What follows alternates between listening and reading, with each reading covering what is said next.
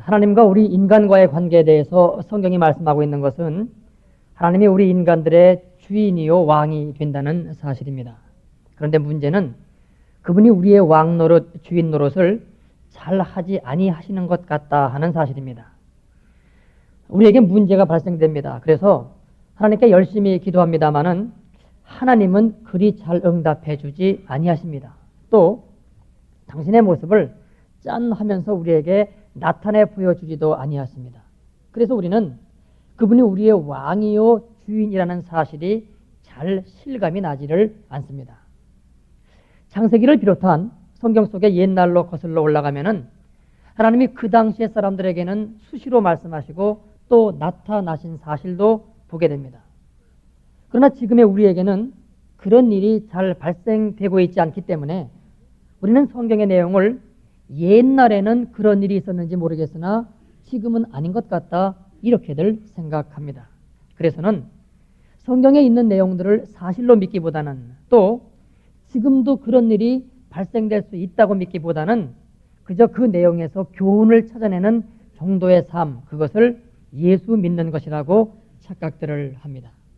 그런데 하나님이 지금 이 시대의 우리들에게만 응답하시지 않은 것이 아닙니다. 이스라엘 백성들이 하나님이 직접 다스리시는 하나님의 그 왕됨 대신에 사람으로서의 왕을 세운 이후로 하나님은 당신의 백성들의 기도에 곧바로 잘 응답하지 아니하시는 것을 보게 됩니다. 그래서 선지서들을 읽어가노라 하면 지금 우리들의 답답함과 똑같은 문제들을 갖고 선지자들이 하나님께 대하여 그야말로 따지고 대들고 항의하는 모습을 보게 됩니다. 점점 더 득세해가는 악의 세력들, 도저히 줄어들지 않고 있는 이 세상의 고통과 아픔들, 그런데 하나님은 계신지 안 계신지 알 수 없는 이 현실. 그래서 선자들도 불공평해 보이는 하나님, 침묵하고 계시는 하나님, 자신의 모습을 나타내 보이지 아니하시는 하나님에 대해서 실망합니다. 그래서 그들은 하나님에 대한 이 실망과 좌절의 아픔을 갖고 하나님께 대해서 목청을 높였습니다. 여호와여, 어찌하여 이리도 오랫동안 우리를 돌아보지 아니하시나이까? 하나님이 계신데 왜 이다지도 이 세상에는 굶주림과 처참한 일이 계속되고 있습니까? 왜 이렇게도 하나님의 손길을 보기가 힘이 드는 겁니까? 공의 하나님은 도대체 어디 계신 겁니까? 우리가 잘 아는 이사야 선지자 같은 경우에는 하나님에게 이렇게 말했습니다. 구원자 이스라엘의 하나님이요 진실로 주는 스스로 숨어 계시는 하나님이시니이다. 원컨대 주는 하늘을 가르고 강림하시고 주의 앞에서 산들로 진동하게 하옵소서. 예레미야 같은 선지자의 경우는 하나님만 바라보면 모든 문제가 다 풀린다고 하는 성공 신학의 실패를 소리 높여 부르짖습니다. 왜냐하면 그 시대 선지자들은 자주 감옥에 갔고 왕과 관리들과 백성들에 의해서 궁지에 몰리기 일쑤였으며 심지어는 몸이 톱으로 반토막이 나기도 했기 때문입니다. 이런 상황에서 예레미야는 하나님을 아주 약한 약골에다 비유합니다. 이스라엘의 소망이시여 곤란한 때의 구원자시여 어찌하여 이 땅에서 거류하는 자같이 하룻밤을 유숙하는 행인같이 하시나이까? 어찌하여 놀라 벙벙하는 자 같으시며 구원치 못하는 용사 같으시니까? 예레미야 14장 8절로 9절의 말씀입니다. 그런가 하면 하박국 같은 선지자는 도대체 이 땅에는 정의가 이겨본 적이 없다고 하면서 하나님께 항변합니다. 그래서 여호와여, 내가 부르짖어도 주께서 듣지 아니하시니 어느 때까지리까?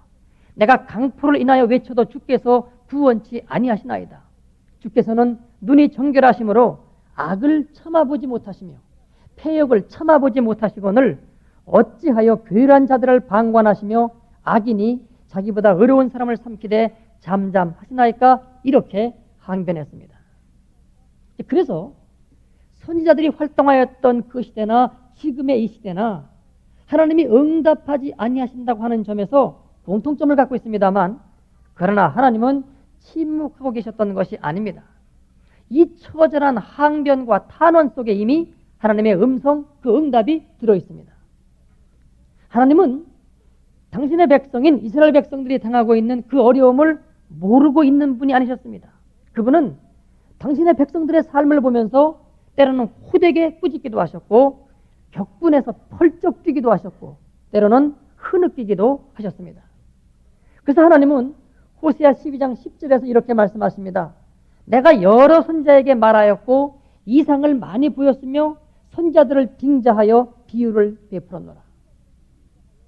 우리는 하나님이 우리 인간들에게 내려주시는 계시에 대해서 보통은 그 드라마틱한 효과에 의해서 순위를 매깁니다. 그래서 하나님이 어떤 모양으로 세상에 내려와서 당신의 모습을 나타내 보이시는 어마어마한 장관이 1위, 그 다음에는 어떤 초자연적인 능력이 나타내 보여지는 것이 2위, 그리고 마지막 3위는 하나님이 선자들의 입을 통하여 말씀하시는 것, 그것을 3위로 여깁니다. 그래서 엘리야를 통해서 갈멜살에 떨어진 하나님의 불이 예레미야의 비탄에 잠긴 설교보다 훨씬 더 위대하다고 생각합니다. 그러나 하나님은 이런 순위를 인정치 않으십니다. 그리고 사실은 오히려 정반대입니다. 하나님이 우리와 상관하고 계시다고 하는 그 증거로 하나님은 오히려 당신의 선지자들을 제일 먼저 꼽으십니다. 그런데 이들은 하나님이 왜 우리에게 나타내 보여주시지 않으시는 거냐고 하나님의 침묵에 대해서 따져 물었던 자들입니다. 그러나 바로 이것이 사실은 하나님의 응답입니다. 하나님이 침묵하고 계신 이유가 하나님이 그들에게 말씀을 하고 또 하셔도 그들이 하나님의 그 말씀을 듣지 않았기 때문에 침묵하고 계신 것이라고 말씀하고 있기 때문입니다. 여러분, 우리의 삶 가운데 하나님이 정말 침묵하고 계십니까? 지금 이 시대에는 우리의 귀에 직접 들려주시는 말씀은 별로 없습니다. 그러나 성경의 말씀을 통해서 지금 우리 가운데 말씀하고 있습니다. 그런데 우리가 하나님의 그 음성을 듣지 못하는 이유는 우리가 말씀을 모를 때에 하나님의 음성을 듣지 못합니다. 그리고 또 한 가지는 하나님의 말씀을 알았어도 내 삶 가운데 그 말씀을 적용하지 않을 때에 우리는 하나님의 음성이 들리지 않는다고 스스로 항변합니다.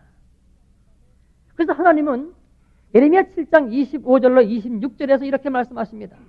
너희 열조가 애굽 땅에서 나온 날부터 오늘까지 내가 내 종 선자들을 너희에게 보내었으되 부지런히 보내었으나 너희가 나를 청종치 아니하며 귀를 기울이지 아니하고 목을 굳게 하여 너희 열조보다 악을 더 행하였느니라. 하나님은 당신의 백성들이 당신으로부터 나오는 그 음성을 정말로 싫어하고 있다고 결론 지으십니다. 그리고 그 판단은 잘못된 것이 아니었습니다. 왜냐하면 이사야서 30장 10절로 11절로 보면은 백성들이 하나님의 말씀을 전하는 선지자들에게 이렇게 요구합니다. 그들이 선지자에게 이르기를 선견하지 말라. 선견자에게 이르기를 우리에게 정직한 것을 보이지 말라. 부드러운 말을 하라. 거짓된 것을 보이라. 너희는 정로를 바른 길을 버리며 첩경을 지름길에서 돌이키라. 이스라엘의 거룩하신 자로 우리 앞에서 떠나시게 하라. 그래서 하나님은 이렇게 말씀하십니다. 내가 실로 너희에게서 돌이키리라. 선지자들이 하나님의 숨어 계심에 대해서 큰 소리로 불평할 때에 하나님은 이들과 말씨름을 하지 아니하십니다. 그래, 너희들 말대로 내가 숨어 있다 이렇게 말씀하시고는 왜 그럴 수밖에 없는지를 설명하고 계십니다. 그래서 하나님은 예레미야 선지자에게 당신이 당신의 백성들을 향해서 못마땅히 여기시는 내용들을 털어놓으십니다. 그들의 손은 불의한 소득으로 더러워졌고 무지한 자의 피로 물들어 있으며 백성들 가운데서는 억압과 착취로 인한 비명소리가 하늘에 닿았다고 말씀하고 있습니다. 그래서 하나님은 당신의 그 두 손으로 당신의 눈을 가리셔야 했다고 하십니다. 당신을 향해 기도한다고 내민 그들의 손조차도 피로 물들어 있었기 때문입니다. 또 에스겔 선지자에게는 말씀하시기를 이스라엘 백성들의 하나님을 향한 반역이 어느 한계점을 지났기 때문에 이제는 그들을 그들의 죄악 가운데로 넘겨주었다고 말씀하십니다. 그것이 곧 바벨론의 포로로 잡혀가는 것이었으며 그때 하나님은 당신의 백성들이 자기들 좋은 대로 하는 모습을 그냥 보고 계셨고 뒤로 물러나서는 묵묵히 견디고 계셨습니다. 여러분, 우리가 지난주에 보았던 사사기의 사이클은 자신들의 잘못을 진정 뉘우쳤기 때문에 하나님이 그들의 그 기도에 응답하셨지만, 지금 이들의 이 탄원, 이 기도는 자신들의 손에 피가 그대로 묻어있는 채로 외치는 것이었기에 응답하지 아니하시는 겁니다. 우리가 죄를 모를 때 그것은 가능성이 있습니다. 그 죄를 회개하고 주님께 나아가면 됩니다. 그런데 죄인 줄 알면서도 회개하지 아니하고 그 죄에 끌려갈 때 이것은 어려워지는 겁니다. 그것은 작심하고 정말 주님께로 나아가겠다고 하는 한 마음으로 나아가지 않는 한 하나님의 긍휼을 덧입기가 어려운 것입니다. 바로 이 내용이 오늘의 본문 말씀입니다. 그러므로 내가 에브라임에게는 좀 같으며 유다 족속에게는 썩이는 것 같도다.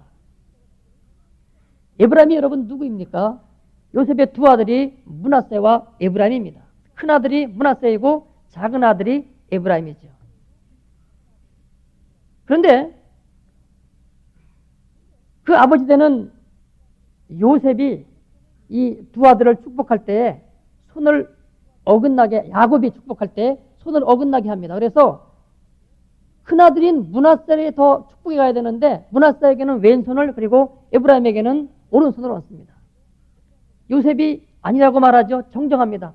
아버지 손이 바뀌었습니다. 그때 여러분 야곱이 이렇게 말합니다. 나도 안다. 그러나 이 에브라임에게 가는 축복이 더 큰 것이 하나님의 뜻이라고 하면서 그에게 더 큰 축복을 내립니다. 그러고 보면은 에브라임 지파는 하나님의 각별한 사랑을 받은 지파입니다. 그런데 이 에브라임 지파가 하나님을 어떻게 여기는고 하니 좀처럼 여긴다는 겁니다. 우리의 옷에 쓰는 좀, 하나님을 그 정도로 뵙기는 지금 여기지 아니한다고 말씀하고 있는 겁니다. 그 다음에 유다 족속에게는 썩이는 것 같도다 그랬습니다.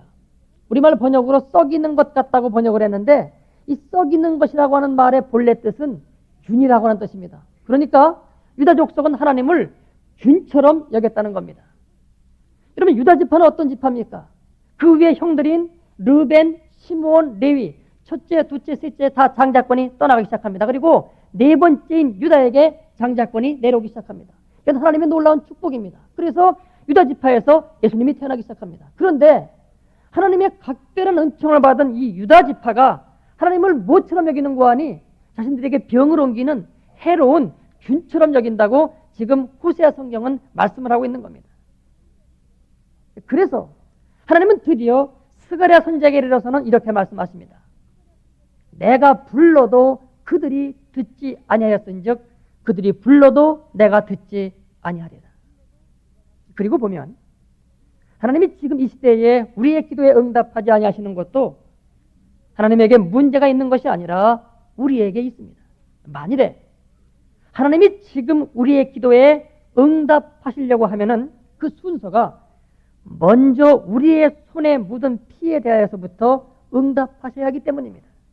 그렇다면 하나님이 지금 우리의 기도에 응답하지 아니하시는 것은 사실은 당신의 그 사랑, 그 긍휼에 변주고 계십니다. 즉 사랑치 않아서가 아니라 사랑해서이십니다. 그래서 우리의 죄악을 처치하지 않기 위해서 참고 기다리고 계시는 중인 겁니다. 그래서 여러분 구약성경 특별히 선지서들을 읽어가시면서 문맥의 흐름이 정반대로 왔다 갔다 하는 것을 보십니까? 너희를 내어버리리라, 징계하리라 이렇게 막 화를 내시다가는 또 어느 때는 갑자기 그러니 돌아오라, 나는 너희를 용서할 준비가 되어 있으니 이제는 돌아오라 하면서 어찌 보면 우리에게 애걸복걸 하시는 그런 모습을 볼 수가 있습니다. 그래서 에스겔 선지자에게는 나는 악인의 죽는 것을 기뻐하지 아니하고 악인이 그 길에서 돌이켜 떠나서 사는 것을 기뻐하노라. 그러므로 이스라엘 족속아 돌이키고 돌이켜라, 너희 악한 길에서 떠나라, 어찌 죽고자 하느냐, 이렇게 말씀하십니다. 예레미야 선지자를 향해서는 만일 예루살렘 성에서 공의를 행하며 진리를 구하는 한 사람을 만나면 그 성을 멸절하지 않겠다고 하십니다. 이처럼 우리를 용서하고 싶어서 안절부절하시는 하나님의 모습을 가장 잘 그려놓은 것은 아마도 요나서일 것입니다. 사실 니느웨는 이방 나라입니다. 그래서 요나는 그들이 회개하고 구원받는 것을 처음부터 끝까지 원치 않았습니다. 그래서 니네로 가라고 하나님의 음성을 거부하고 욥바로 내려가서는 다시스로 가는 배를 탑니다. 거기서 큰 풍랑을 만나서 물고기 뱃속에 들어가서는 일단 회개하고 니네웨에 갔습니다마는 그 본심은 여전히 변하지 않았습니다. 니네웨 백성들이 하나님의 음성을 듣고 그들이 회개합니다. 그때 그는 그것이 싫었습니다.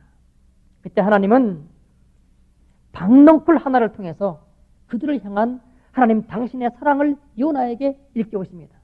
이방인들에 대해서도 내가 이같이 사랑하거든 하물며 택함받은 나의 백성에 대해서는 더 말할 것이 무엇이겠느냐는 것이죠. 그래서 하나님은 이스라엘의 피 흘린 죄 때문에 그들을 버리고 계시면서도 사실은 거기서도 함께하고 계십니다. 여러분, 이것이 하나님의 놀라운, 그리고 어떤 의미에서는 이율배반적인 사랑입니다.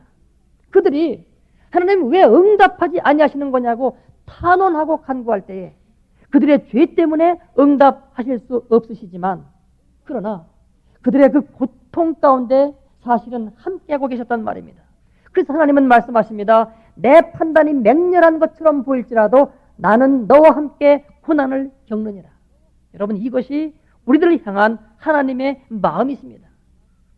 흡사 다 큰 자식이 너무나 속을 썩여서 다시는 보고 싶지 아니하고 부자의 정을 끊고 싶은 그런 마음까지 들지만은, 그러나 그 자식을 참아 버릴 수 없는 아버지의 심정, 바로 그것입니다. 또는 사랑하는 아내가 자꾸 밖에를 나돌아다니면서 다른 사람을 만날 때에 그 죄를 따라 처치하고 싶지만은 사랑하기 때문에 그럴 수 없는 바로 그 심정입니다. 그래서 하나님은 실제로 호세아 선지자를 통하여서 이 일을 행하셨습니다.